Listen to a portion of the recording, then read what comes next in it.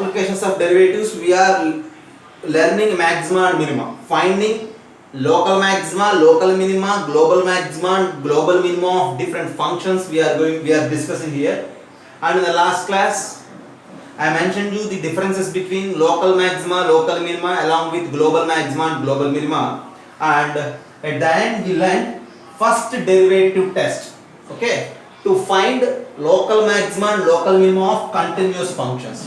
Once again I am repeating you, last class as fifth point we learnt about first derivative test to find local maxima and local minima for continuous functions. Okay, first derivative test is for continuous functions and first derivative test is useful to find local maxima and local minima points. Okay, now here in this class we are going to learn second derivative test. This second derivative test is again useful to find local maxima and local minima. Second derivative test to find local maxima and local minima, and again this second derivative test is for continuous functions, as we learned in previous classes. See, maxima or minima points, first of all see what are different steps related to the first derivative test. We need to find maxima minima points by equalizing f dash x to 0. After that we need to decide which point is corresponding to maxima and which point is corresponding to minima just by observing the sign changes in f dash x at that point. Okay, so if you have any confusion, you just revise once again the statement and the procedure of first derivative test. Now here to find that maxima minima points using second derivative test, and that too for continuous function, we need to start our discussion with a continuous function y is equals to f of x. For this function, since we are discussing second derivative test, we need to find its derivative f dash x and we need to find its second derivative f double dash x. First of all, to find maxima minima points, as I mentioned you, these maxima minima points are also mentioned as turning points, peak points, stationary points, or you may say critical points. Anything. See, to find those points, we need to equalize f dash x to 0. If you equalize f dash x to 0, you will get some values for x, say them as alpha 1, alpha 2, alpha 3, some values. Okay? And we need to discuss which point among these is maxima point, which point among these is minima point. We have a procedure in first derivative test, and now I am going to make a procedure, generate a procedure in second derivative test based on this second derivative. Okay, up to this finding maxima minima points, the first derivative test and second derivative test is same. After this, to decide to separate these points as maxima points and minima points, we are now using second derivative in second derivative test. For that, suppose f of x has, f of x has maxima at alpha 1. What I am saying is we have different critical points. See, among those I am choosing one point as alpha 1. For suppose f of x has a maxima at alpha 1. Maxima at alpha 1 means, as we learnt, maxima at alpha 1 means at that point alpha 1. For suppose if this is x-axis and this point is maxima point, if you say, and this point is corresponding to alpha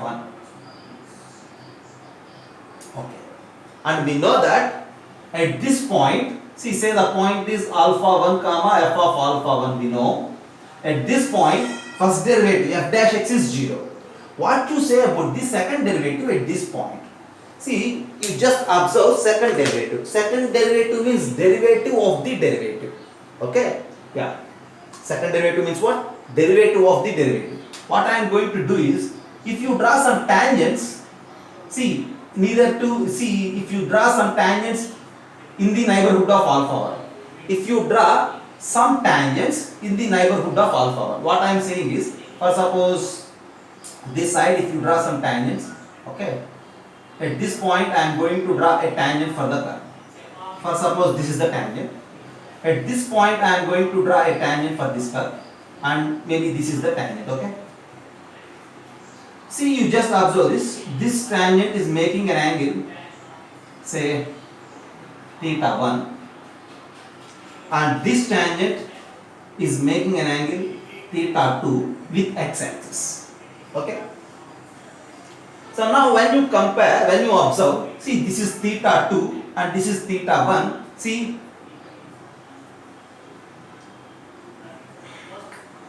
what I am going to tell you is, just have a look. At this point, corresponding x value, you may say this as x1 because this angle is theta 1. At this point, you just consider corresponding x value as x2. Okay. And clearly, what you say about theta 1 and theta 2, you just try to compare theta 1 and theta 2 here. See, first of all, you just try to compare theta 1 and theta 2 here. See, for suppose theta 1, see if this horizontal line is x-axis, this is theta 1 and this is theta 2. So what you say about that theta 1 and theta 2? Surely theta 1 is greater than theta 2. Since theta 1 is greater than theta 2, you just apply tan for it. See, if you apply tan function is always increasing. If you apply tan, you will get that tan theta 1 is greater than tan theta 2. See, you just observe this. That's enough. See, this is a tangent, and this is another tangent. Just try to sketch these tangents on graph sheet if you need, or you just imagine. See, as you move like this angle will become lesser and lesser. So theta 1 is greater than theta 2. If you apply tan theta 1 is greater than tan theta 2, and we know that tan theta, if theta is the angle made by the line with x-axis, tan theta is the slope of that line. So m1 is greater than m2. See, m1 is greater than m2. See, m1 is greater than m2. You just have a look now. m1 is greater than m2. Corresponding to this m1, I have x1, and corresponding to this m2, I have x2. But when you look this x1 and x2, x1 is clearly less than x2, right? m1 is greater than m2, but when you observe, x1 is less than x2. So if you treat m as the slope of the tangents and x is a x variable, here x1 is less than x2 and m1 is greater than m2, both are in different, both are maintaining different inequalities, opposite inequalities. That in turn concludes that as x changes, m also changes in opposite order. That means derivative of m, dm with respect to x is less than 0. You just have a look. dm by dx is less than 0. Identifying that dm by dx as less than 0 is very important here. Okay, just have a look. What I am going to conclude you is, if m is the slope of tangent, as you increase x value, okay, slope of tangent value gets decreased. That as in calculus that we represent that change in m with respect to x is negative. So dm by dx is negative. So you just identify that. See, what is m? Slope of tangent. But we know that slope of tangent is dy by dx. So we need to replace this m with dy by dx now. Okay, because of the space I am going to erase this all discussion.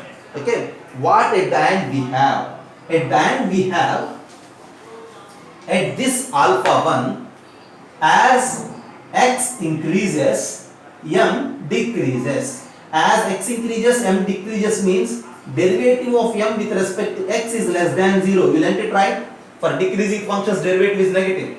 dm by dx less than 0. That implies d by dx of m is the slope of tangent, which is nothing but dy by dx is less than 0. And that implies d square y by dx square is less than 0.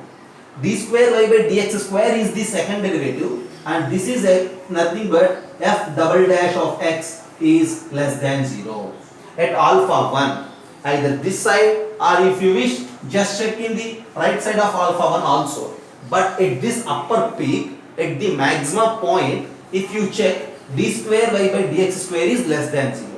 In the same way, if you check at the minimum point and at the lower peak, you will get this d square y by dx square as greater than 0. It plays a very important role. Okay. See, f double dash of x and d square by dx square is less than 0 at x is equals to alpha 1, because that alpha 1 is the maximum point. This idea, this is a theoretical part. Okay. This theory generates a procedure to find maxima minima using second derivative test for different continuous functions. To generate that procedure, to make a plan, I am just mentioning this theory here. What is the conclusion of this discussion? The conclusion of this discussion is, at maxima points, at upper peaks, second derivative is less than 0. In the same way, if you discuss at minima points and at lower peaks, second derivative is greater than 0. Okay. So initially we will find maxima minimum points using f dash x is equals to 0. From there we will get different points as maxima minimum points. After that we need to decide which point is corresponding to maxima and which point is corresponding to minima. You just find second derivative at each and every point. If that second derivative is less than 0, maxima point. If that second derivative is greater than 0, that is a minima point. You just have a look. I will erase this and I will give you a plan as we mentioned in the first derivative test. Here again I will give you a plan to solve a problem using second derivative test. After that plan, we are going to solve some problems. First of all, have a look, go for a screenshot. Okay, as we discussed, I am going to mention a procedure for second derivative test. See, for suppose if you have initially a continuous function f of x, then to find the maxima and minima, local maxima and local minima for that function, first step is finding f dash of x, and second step is finding maxima minima points by equalizing f dash x to 0. See, these points are what? I am just mentioning them as maxima minima point just for our convenience. Okay. We may also call those points as critical points, turning points, as I said. After that we need to go for step 3. Since we are at second derivative test, step 3 is finding second derivative for the function. After finding second derivative f double dash of x, step 4 is finding second derivative at each and every maxima minima point. For suppose at alpha 1, if you are trying to find f double dash of alpha 1, if it is greater than 0, it leads to minima point. If it is less than 0, it leads to maxima point. See, sometimes this f double dash of alpha 1 may be 0 also. If it is 0, then there is no maxima and minima at that point. It leads to some other concept. We call it as point of inflection. After that I will mention. Okay. Right. First of all, you just learn this. If that second derivative at alpha 1 greater than 0 leads to minima point. If second derivative at alpha 1 less than 0 leads to maxima point. So from any one of these two is possible. From there we conclude this point alpha 1 is either maxima point or minima point. Then you need to check at alpha 2. At alpha 2 again the same thing. You need to find out f double dash of alpha 2. We need to check whether it is positive or negative. If it is positive, minima point. If it is negative, maxima point. Again go for alpha 3. So in the same way you need to check at each and every maxima minima point. So by doing like this, we need to separate all these critical points, or you may say maxima minima points, separately as maxima points and minima points. From there we will find local maxima values and local minima values. Okay. See, that's the procedure in second derivative test to find local maxima and local minima. As I said, local maxima and local minima is also considered as relative maxima and relative minima also. Sometimes maxima and minima also. Okay. Whereas global maxima and global minima concept is bit different, and I will discuss in further points about it. And that global maxima and global minima is also mentioned as absolute maxima and absolute minima. See, the words are different, but the concept is almost same. You just have a look and I will give you a problem. Go for a screenshot. Just have a look. We need to find local extreme of this function. And since we are discussing after the second derivative test, we need to find the local extreme of this function using second derivative test. And here we have the procedure steps to find local extrema by second derivative test. Initially we need a continuous function. Since the given function is a polynomial, so this function is the required one. For this function we are going to find what? Local extrema. So function is okay. Then step 1. What is step 1? Finding derivative f dash of x. So f dash of x is nothing but, for x cube it is 3x square, and 9x square means 18x minus 48. This is f dash of x. So step 1 is over.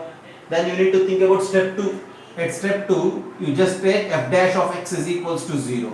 If that f dash of x is 0, this is f dash of x, right? And that is equals to 0. So, since it is equals to 0, you just remove the 3, then you have x square minus 6x minus 16 is equals to 0. Is it right? X square minus 6x minus 16 is equals to 0. 3 ones, 3 6 and 3 16s. Then our target is to find the value of what? X. This is simply nothing but it's a factorization of x minus 8 and x plus 2. X minus 8 into x plus 2 is equals to 0. From there we will get x value as 8 or minus 2. Okay? Okay. X value as 8 or minus 2. Now second step is okay. So now since x is equals to 8 or minus 2, these points are nothing but maxima minima points. These 2 points are what? Maxima minima points, or I may call them as critical points. After having these maxima minima points, we need to decide which point is corresponding to maxima and which point is corresponding to minima. For that we need to follow third step and fourth step. What is third step? Finding f double dash of x. Now third step, okay? Third step is finding f double dash of x, which is simply nothing but, for 3x square its derivative is 6x, minus for 18x which is 18, since minus 48 is a constant, just neglect it. So I have second derivative. Step 3 is also clear. Now step 4. Step 4 means what? At each and every point we need to check its second derivative. So at x is equals to 8 we need to check. In the same way, at x is equals to minus 2 again we need to check. At x is equals to 8 we need to calculate f double dash of 8.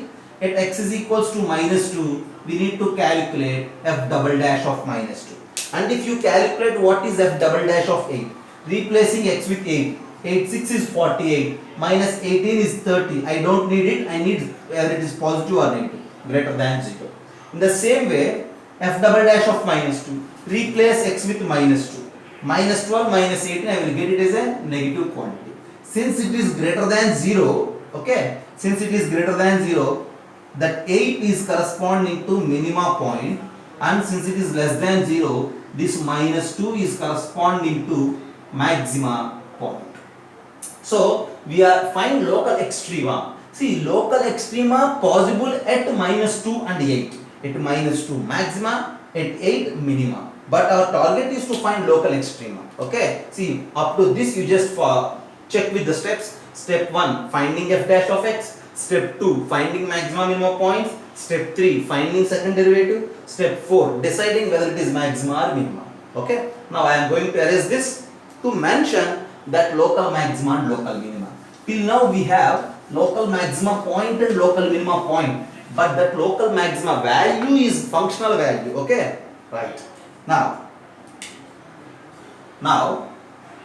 local maximum of f of x is at local maximum of f of x is at, it's possible at minus 2. Okay, so at minus 2 the local maximum is possible, and that local maximum value is f of minus 2. This is f double dash of minus 2, helps to decide whether it is maxima or minima. After finalizing it as either maxima or minima, we need to mention that value as local maxima, and that is f of minus 2. So that is equals to minus 2 whole cube minus 9 into minus 2 square minus 48 into minus 2 plus 72. Okay, you just calculate it. So what will happen? This is equals to minus 8, this is 4 and 9, minus 36 plus 96 plus 72. We need to calculate 98 plus 70. 168 minus 8, 160 minus 36, 160, remove 30, 130, and I think so 124. So local maxima value is f of minus 2 and that value is what? 124. In the same way, what is local minima? Local minima of f of x is, since local minima is occurs at x is equals to 8, that local minima value is f of 8. Again replace x with 8 here. So then you will get what? 8 cube minus 9 into 8 square minus 48 into 8 plus 72. You just try to simplify this, and if you simplify, you will get this value as minus 376. So this is local minima value, this is local maxima value. What is actually meant by this local minima and local maxima? Already I mentioned you in the previous classes. See, f of x is equals to x cube minus 9x square minus 48x plus 72 is a real function. Okay. See, in the place of x, we have infinite chances to replace x with any real number. Okay. You just replace x with any real number as you wish. That in the sense, for x, we have infinite input chances. With all those infinite input chances, we will get infinite outputs also, output functional values. Among those infinite output values, which value is maximum and which value is minimum, that's what we are going to find. So among those infinite output values, complete final maximum value is global maxima and totally the minimum value is global minima. But we are now discussing that local maxima and local minima. Somewhere the function will have a local maxima at minus 2 and that is 124, and that function has minima at 8 and that value is minus 376. Okay, you just have a look.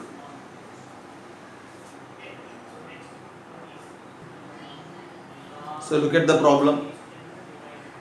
See, f of x is given like a by x plus x square, and the question is saying that it has maximum at x is equals to minus 3. Since this function has maximum at x is equals to minus 3, one thing is that minus 3 is a critical point, so first derivative at that point is 0. And the second thing, since it has maximum at that point, second derivative at that point is for sure less than 0 because it has maximum.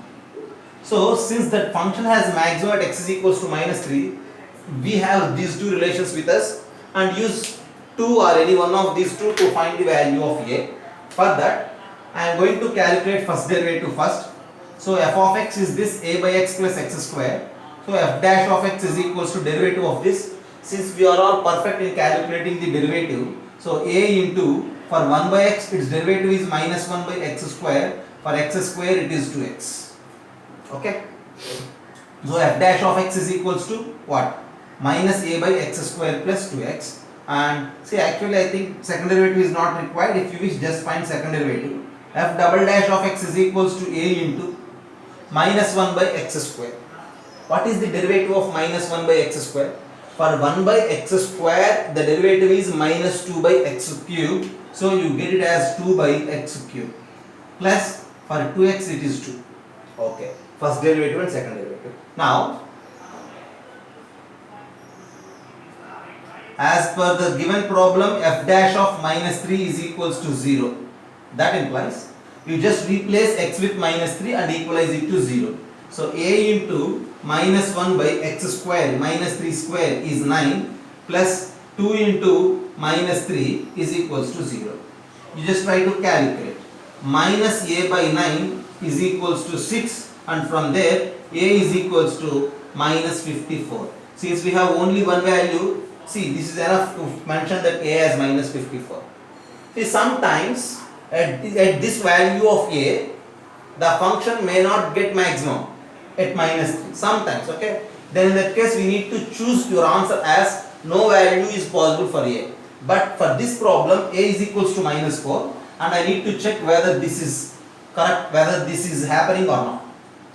After calculating a value, we need to check whether this is true or false. If it is true, then our answer is correct. If it is false, then no value is possible for a. Okay. For that, what I am going to do is, then f double dash of minus 3 we need to check. F double dash of minus 3. And what is that f double dash of minus 3? A means what? Minus 54 into 2 by x cube. See, we are calculating it minus 3, so x is minus 3, its cube is minus 27 plus 2. And minus 27 minus 54. It gets cancelled with 2 times. 2 2s is 4. Okay, minus 27 minus 54. 2 2s is 4. 4 plus 2 is 6. I am just getting what? Greater than 0 value. Just have a look. Is there anything wrong?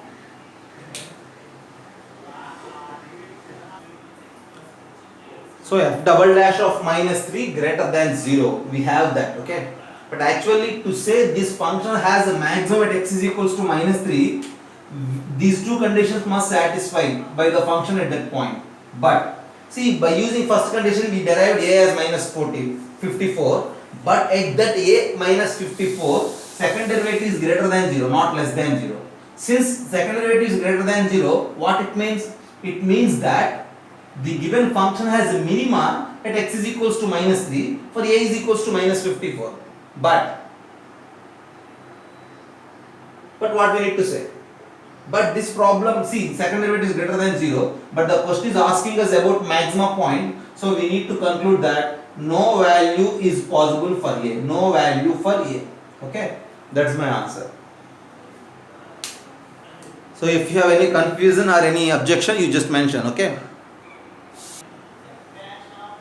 right. Ninth one. See, for these functions we need to find local maxima and local minima points. Okay, enough to mention the points. So we need to find extreme points, that in the sense maximum minima points, and then we need to separate which points are corresponding to maxima and which points are corresponding to minima in the given intervals. Okay. First of all, when you think about the first problem, see, for this first problem, f of x is equals to sine 2x, and then its derivative f dash of x is equals to derivative of sine 2x is cos 2x, and then into 2 into cos 2x. So after that, we just mentioned second derivative also. F double dash of x is minus 2 into sine 2x. So I have function, first derivative and second derivative. It is not minus 2, it is minus 4 actually. And now for maxima minima points, I am just using the word maxima minima points, or you just use the word critical points, turning points, anything. For maxima minima points, f dash of x is equals to 0. That means 2 cos 2x is equals to 0. See, easily we will remove these two. Okay, then we have cos 2x 0. See, cos 2x 0 means then what are the possible values of 2x? See, x is in the interval 0 to 2 pi. X is in the interval 0 to 2 pi, and I need to mention, see, whenever cos 2x is 0, see, cos 2x is 0 for 90 degrees, so pi by 2, and then for 3 pi by 2, and then for 5 pi by 2, next 7 pi by 2. For all these values, cos x is 0. See, some negative values are also possible, but since x is given in the interval 0 to 2 pi, I just mentioned only positive values. Then what you say about x? X is equals to pi by 4, 3 pi by 4, 5 pi by 4, 7 pi by 4. Next thing is actually 9 pi by 2. From there you will get 9 pi by 4 also. So these are the values of x. And finally, these are the points of maxima and minima, or you may say critical points in the given interval 0 to 2 pi. But when you observe this, 9 pi by 4, this value is more than 2 pi. So you just neglect this and neglect all those values after this. So we have 4 points for this function as maximum minimum points in the given boundary, in the given interval. So we need to check which are corresponding to maxima and which are corresponding to minima. So at x is equals to, see, checking is simply based on the second derivative now, right? Already in the second derivative minus 4 is involved. So this minus 4 is negative. Then you need to think about sine 2x. One by one we need to think. Yeah. Right? F double dash of x. At the point pi by 4, 3 pi by 4, 5 pi by 4, 7 pi by 4. What you will get? minus 4 sine 2x means pi by 2 minus 4 sine 3 pi by 2 minus 4 sine 5 pi by 2 and this is minus 4 sine 7 pi by 2. Okay, since we have 2x there. See, sine 90 degrees is 1, so this is less than 0. Sine 270 is minus 1, so this is greater than 0. Then what to say about sine 5 pi by 2? Okay, again it is less than 0. Sine 5 pi by 2 means you just calculate it 450 and it is 9 corresponding to 90, so this is again less than 0. This value is 1 since we are in multiplied with minus 4, right? And this value is greater than 0. Out of these 4, see, these 2 points are corresponding to maxima because second derivative is less than 0, and these 2 points are corresponding to minima because second derivative is greater than 0. Okay, so in this way we will separate critical points as maxima points and separate as minima points. Okay, just have a look. That's the first bit of 9. You just try to solve the next two.